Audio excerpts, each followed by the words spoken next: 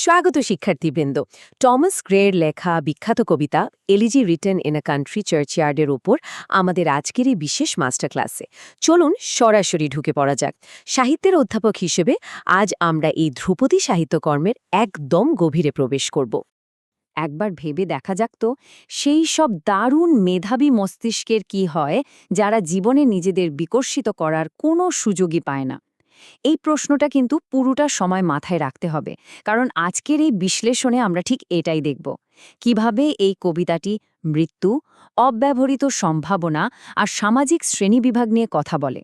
চলুন খোঁজার চেষ্টা করি, শত শত বছর পার হয়ে গেল কেন এই পংক্তিগুলো আজও আমাদের এতটা আলোড়িত করে।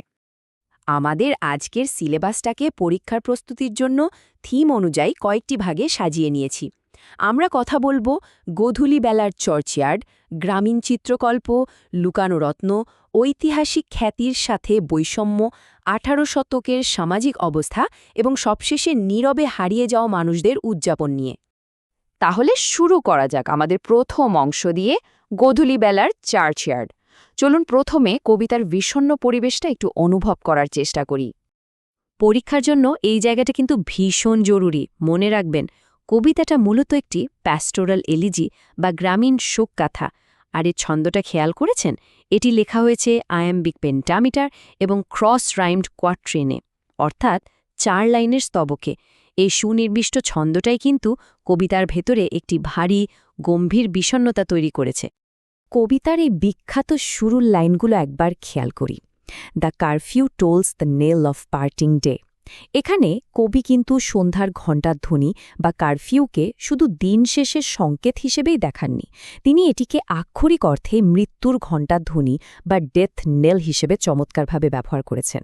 মানে একটি দিনের শেষ হওয়াটা যেন আমাদের জীবনেরই একটি দিনে ফুরিয়ে যাওয়ার রূপক। দৃশ্যটা একবার ভাবার চেষ্টা করি। ম্লান হয়ে আসা দিনের আলো, নীরবতা ভাঙছে শুধু একটি বিটলের গুঞ্জন, আর চাঁদের কাছে প্যাঁচার যেন কি এক অজানা অভিযোগ। এই ব্যাপারগুলো খুব দারুণভাবে কথকের একাকিত্বকে ফুটিয়ে তোলে। চারপাশের এই গ্রামীণ পৃথিবী যখন ধীরে ধীরে অন্ধকারে ডুবে যায়, তখন এই শূন্যতা, নিঃসঙ্গতা জীবনের নশ্বরতা নিয়ে গভীরভাবে ভাবতে বাধ্য করে। এবার আমরা যাব আমাদের দ্বিতীয় থিমে, গ্রামীণ চিত্রকল্প এবং অনিবার্য মৃত্যু। এখানে আমরা দেখব শান্ত গ্রামীণ প্রকৃতির সাথে মৃত্যুর এক গভীর যোগসূত্র। এই লাইনটায় গ্রে গোরস্থানকে বর্ণনা করেছেন মাটির নিচের ন্যারো সেল বা সংকীর্ণ প্রকোষ্ঠ হিসেবে। অমসৃণ এলম আর ইউ গাছের নিচে চিরনিদ্রায় শুয়ে আছেন গ্রামের সেই সব সাধারণ, নিরক্ষর পূর্বপুরুষরা। এদের কোনো বিশাল জাঁকজমকপূর্ণ স্মৃতিস্তম্ভ নেই, আছে শুধু মাটির এই ছোট্ট ঘর। এর মানে কি দাঁড়াচ্ছে? খুব সহজ কিন্তু নির্মম একটি সত্যি। ভোরের মিষ্টি বাতাস হোক, পাখির ডাক হোক, কিংবা পরিবারের ভালোবাসা বা সন্তানদের কোলাহল, কোনো কিছুই, একদম কোনো কিছুই এই মৃত মানুষগুলোকে আর তাদের কবর থেকে জাগিয়ে তুলতে পারবে না। মৃত্যুর অমোঘ নিয়মের কাছে পৃথিবীর সব আনন্দ, সব শব্দ চিরতরে স্তব্ধ। আর ঠিক এই জায়গা থেকেই আমরা পৌঁছে যাই আমাদের তৃতীয় এবং এই কবিতার একদম ইমোশনাল কোর বা কেন্দ্রবিন্দুতে, লুকানো রত্ন এবং অব্যবহৃত সম্ভাবনা, সুযোগ না পাওয়া মানুষগুলোর ট্র্যাজেডি। সবাই একটু মনোযোগ দেই, কারণ পরীক্ষার জন্য এই স্তবকটি বোধহয় সবচেয়ে বেশি common. Full many a gem of purest ray serene. এই লাইনগুলো আমাদের সেই বিশাল সম্ভাবনার কথা ভাবতে বাধ্য করে, যা কেবল সুযোগ এবং পরিচিতির অভাবে অন্ধকারে চিরকালের জন্য হারিয়ে গেছে। গ্রে এখানে চমৎকার দুটি রূপক ব্যবহার করেছেন: সমুদ্রের অন্ধকার গুহায় লুকিয়ে থাকা অদেখা রত্ন আর জনশূন্য মরুভূমিতে ফুটে থাকা সুবাসিত ফুল। এগুলো আসলে কিসের ইঙ্গিত দেয়? এগুলো স্পষ্টভাবে বোঝায় যে এই গ্রামবাসীদের ভেতরেও প্রতিভা ছিল। প্রতিভার কোনো ঘাটতি ছিল না, বরং তাদের পারিপার্শ্বিক দারিদ্র্য আর সুযোগের অভাবই তাদেরকে সারা জীবন নামহীন করে রেখেছে। চলুন আমাদের চতুর্থ অংশে দেখা যাক কিভাবে এই অব্যবহৃত সম্ভাবনাগুলো সামাজিক বৈষম্যের সাথে যুক্ত হয়ে ঐতিহাসিক খ্যাতির মুখোমুখি দাঁড়ায়। এখানে গ্রে একদম সরাসরি একটি তুলনা টেনেছেন। একদিকে এই নীরব, সৎ এবং পরিশ্রমী গ্রামবাসীদের সাধারণ জীবন, আর অন্যদিকে জন হ্যাম্পটন, জন মিল্টন বা অলিভার ক্রমওয়েলের মতো উচ্চাভিলাষী, ক্ষমতাশালী ঐতিহাসিক ব্যক্তিত্বদের জীবন, যাদের জীবন বিলাসবহুল কিন্তু অনেক ক্ষেত্রেই রক্তপাত আর অপরাধবোধে জর্জরিত। এই স্লাইডের সবচেয়ে ইন্টারেস্টিং বিষয়টি হল এক অদ্ভুত দ্বৈততা। শিক্ষার অভাব এই গ্রামবাসীদের যেমন কোনো বিখ্যাত কবি বা নেতা হতে দেয়নি, ঠিক তেমনি এই একই সীমাবদ্ধতা কিন্তু তাদের কোনো বড় অপরাধ, দুর্নীতি বা দেশের মানুষের রক্ত ঝরানো থেকেও বাঁচিয়ে দিয়েছে। অর্থাৎ তাদের সীমাবদ্ধতাই তাদের নির্দোষ থাকার সবচেয়ে বড় কারণ ছিল। পঞ্চম অংশ, 18 শতকের সামাজিক অবস্থা। এই টেক্সটটাকে পুরোপুরি বুঝতে হলে সেই সময়কার ইতিহাস আর সামাজিক অবস্থাটা একটু মূল্যায়ন করতেই হবে। গ্রের এই কবিতাটি লেখার পেছনে গভীর ব্যক্তিগত শোক কাজ করেছে। বিশেষ করে 1742 সালে তার খুব কাছের বন্ধু রিচার্ড ওয়েস্টের মৃত্যু তাকে ভীষণভাবে নাড়া দেয়। এই শোক থেকেই মূলত তার এই চিন্তাশীল লেখার প্রক্রিয়া শুরু, যা ব্যক্তিগত বিষণ্ণতার ওপর ভিত্তি করে তৈরি হয়েছিল।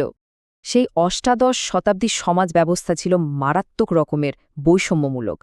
সমাজের নিচু তলার মানুষদের জন্য প্রাতিষ্ঠানিক শিক্ষা পাওয়াটা একরকম অসম্ভব ব্যাপার ছিল। তাই এই নিরক্ষর পূর্বপুরুষদের সুযোগ না পাওয়াটা কোনো মনগড়া কাব্যিক কল্পনা ছিল না, বরং এটি ছিল এক রূঢ় বাস্তবতা। আর ঠিক এই প্রেক্ষাপটেই সে সময় গ্রেভইয়ার্ড স্কুল অফ পোয়েট্রির ব্যাপক উত্থান ঘটে। আমরা আমাদের আলোচনার একেবারেই শেষ পর্যায়ে চলে এসেছি। আমাদের ষষ্ঠ থিম, নীরবে হারিয়ে যাওয়া মানুষদের উদযাপন। এখানেই গ্রে মৃত্যুর ব্যাপারে তার চূড়ান্ত মতামত দিয়েছেন। The paths of glory lead but to the grave. এই একটি মাত্র লাইন পুরো জীবনের সবচেয়ে বড় সত্যটাকে কত সহজে বলে দেয়। সামাজিক মর্যাদা যাই হোক না কেন, মৃত্যু হল চরম সমতা বিধায়ক। পৃথিবীর সব সম্পদ, অহংকার, সৌন্দর্য আর ক্ষমতা একদিন এই মৃত্যুর আছে এসে ধুলোয় মিশে যায়। আর তাই গ্রে এই সাধারণ গ্রামবাসীদের নামহীন শান্ত জীবনকেই উদযাপন করে তার কবিতার ইতি টানেন। তিনি মনে করেন বড় বড় ঐতিহাসিক খ্যাতির পেছনে যে রক্তক্ষয়ী বোঝা থাকে, তার চেয়ে এই সাধারণ কবরগুলো অনেক বেশি শান্তির। সবশেষে তিনি নিজের লেখা একটি সমাধিলিপি বা এপিটাফের মাধ্যমে এই অজানা আত্মাদের ঈশ্বরের কাছে সঁপে দেন। আজকের এই বিশ্লেষণ শেষ করার আগে এই প্রশ্নটা সবার জন্য রেখে যেতে চাই। একটু ভাবুন তো, আজও কি সমাজের দিকে তাকালে আমরা সেই একই চিত্র দেখতে পাই না? চারপাশের অনেক অসাধারণ মেধাবী মানুষ কেবল পরিস্থিতির শিকার হয়ে নিজেদের প্রতিভা বিকাশের কোনো সুযোগ না পেয়ে অন্ধকারে হারিয়ে যাচ্ছে না? 250 বছরের বেশি সময় পার হয়ে গেলেও টমাস গ্রের এই চিন্তা আজও আমাদের নতুন করে ভাবতে বাধ্য করে। এই চিন্তাটি নিয়েই আজ বিদায় নিচ্ছি। সাহিত্যের এই অধ্যয়ন সবার জন্য আনন্দদায়ক হোক।